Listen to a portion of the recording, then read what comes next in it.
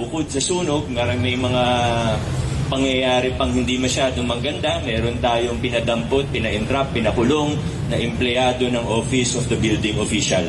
Dahil humingi po siya ng 15,000 at mukhang hindi niya first time ito gawin. Para sa kaalaman po ng lahat, yung tao pong ito, kaibigan ko. Ako po nag-recommend sa kanya, ipasok siya sa City Hall. Pero pinapatunayan natin, pinapakita po natin sa lahat na walang kaibigan dito. Pag may ginawa kang krimen, pasensya na, 4 years ko na po winawarningan ng mga empleyado natin mula sa lahat lang, lalo na client-facing natin. 4 years na naman ako nagsasabi na talagang maghihigpit tayo. Hindi naman siya yung una din na na-entrap at napakulong. Pero baga, tama na. Huwag po ninyong kalimutan, hindi po ako normal na mayor. Hindi politika ang tinitingnan ko. But hindi rin ako interesado sa mga achievements ko, ganyan. Hindi ako masyadong concerned dyan. Ako naniniwala ako, gawin ko ang trabaho ko araw-araw. Darating yun yung mga achievements na yan. Darating yun, pero hindi ko yun iniintindi. Ang goal ko lang, at kaya ako tumakbo bilang mayor, at kaya ako naging mayor, at kaya ako tumakbo ulit ng second term para mayor, dahil ang pangarap ko, ang goal ko dito, ay pagkatapos ng term ko, kung maka 3 terms man ako, bahala na ang Diyos, pero pagkatapos ko bilang mayor, mas maayos ang iiwan kong LGU.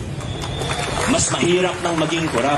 At tandaan doon natin, ito yung lagi natin sinasabi, hindi tayo bara-bara kumikilos. Meron tayong, political science student ako, may theory of change tayo, na gusto natin, unti-unti natin baguhin ang hindi lang LGU, kundi kultura natin bilang mga Pasigenyo at bilang mga Pilipino ang binabago natin dito.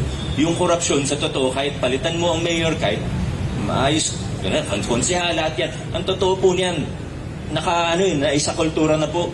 Nasa kultura po natin yung mga korupsyon na yan. Kaya nga, lagi kong ginagamit na example pag nagsasalita ako sa mga paaralan, sa mga school, mga pamantasan. Lagi kong ginagamit na example, pag nagmamaneho ka, pinara ka ng traffic enforcer, ano una mo maiisip? Ayaw mo man aminin o hindi, pero gawin mo man o hindi, sana hindi natin ginagawa, no? Pero gawin mo man o hindi, papasok sa isip mo eh. Abutan ko na lang kaya yung enforcer para hindi ako tikitan.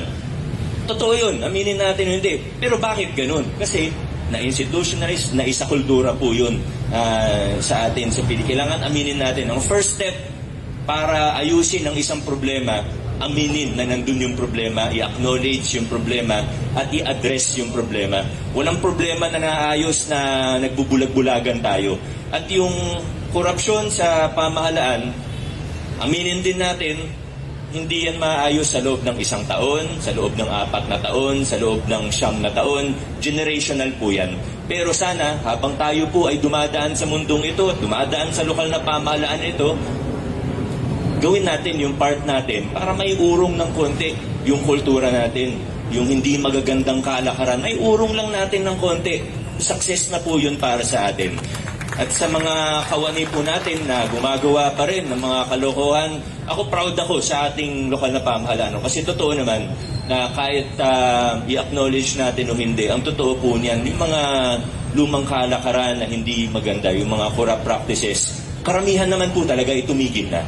Karamihan sa mga empleyado natin ay aligned dun sa mga prinsipyo natin ng mabuting pamamahala. Meron tayong mga example. Sa bawat example natin na may humingi, may tumanggap ng lagay, sa totoo niyan, si PDO natin, kahit naman mga Office of the Building Official staff natin na iba, ang dami ko na rin narinig ng kwento na inalok sila, inabutan sila, tinanggihan nila. Ang dami na rin yung kwento.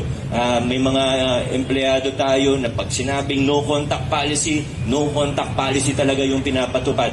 Proud ako sa ating mga kawani. Siguro karamihan, ganun na po ang ginagawa. Pero may ilan pa rin.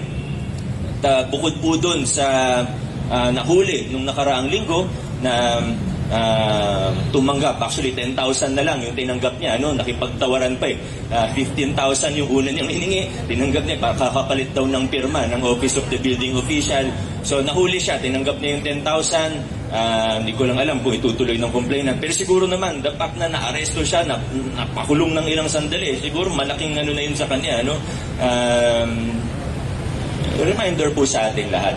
At meron po tayong ongoing case ngayon sa ating OGS at motor pool. Dahil meron pong kababalaghan na nangyari sa isang sasakyan natin, o dalawang sasakyan natin. Di ko na muna papangalanan at na-endorse na naman po natin yan sa legal, no? Attorney, na-endorse na po natin sa legal. Pakiusap lang sa legal, bilisan natin ng konti kasi kailangan ma-dispose na natin yung mga taong ito. Tingnan natin kung uubra yung criminal case, kung hindi naman, basta mawala na sila sa City Hall. Sawang-sawa na tayo sa mga ganito kasi nababahiran yung pangalan natin eh. Ang ayos ng ginagawa natin, 99% sa empleyado natin, maayos ang ginagawa. Kahit yung mga medyo gumagawa nung araw, tumigil na rin karamihan. Pero yun nga, may makukulit pa rin eh. Yung mga taga-OGS na yan, tsaka yung taga-motorpool. Halatang halata naman. Kaya, ano natin, hindi kayo. Kayo nga yung mga tumulong sa atin para ayusin to, di ba?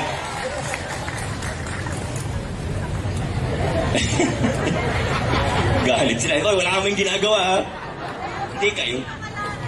Hindi ko nga muna papangalanan.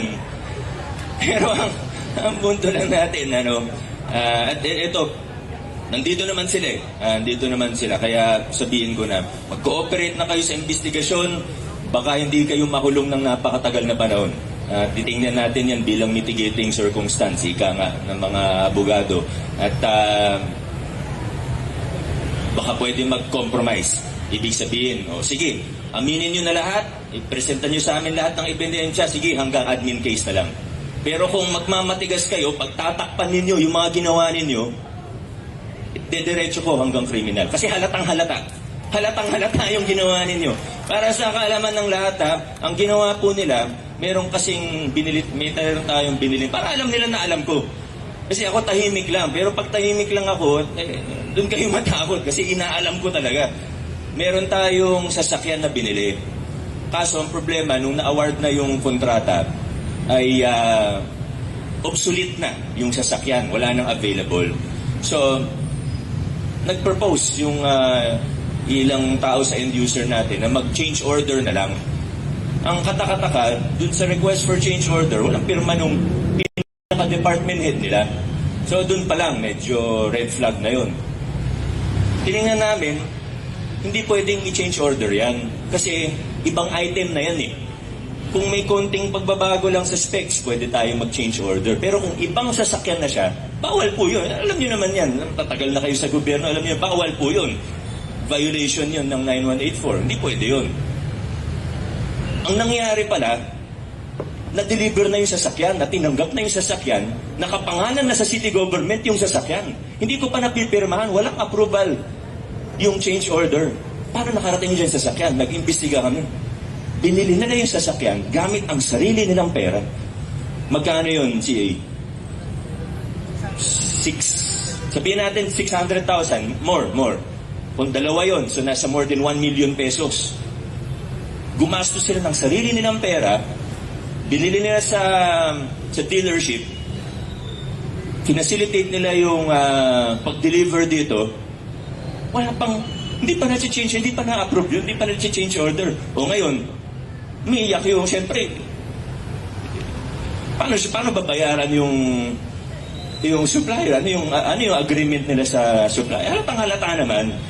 So, again, dun sa mga taong gumawa nito, yung isa, yung one syllable yung first name, hindi naman sa parang mag-blind item, pero syempre due process tayo. Itong tao na to, sa totoo, hindi ito yung first time na iniimbestigahan siya. Nakaswerte lang siya noong unang 2 beses kasi umatras yung complainant. Pero ngayon, matibay-tibay yung ebidensya natin. Kahit umatras pa yung complainant, kahit kausapin pa nila yung supplier o contractor, kahit kausapin pa nila, kahit mapaatras pa nila yun, wala na buo na yung ebidensya namin eh. So, mag-cooperate kayo, compromise tayo, hanggang admin case lang ipafile ko. Pero kung hindi, sige, hanggang criminal. Bisitahin ko kayo pag nakulong kayo. Anyway, yun yung hindi masyadong maganda. Again, karamihan sa inyo, hindi kailangan marinig yun. Pasensya na. Nagustuhan niyo ba ang ganitong pagtalakay? Mag-follow sa Informador FB page at mag-subscribe sa Informador YouTube channel.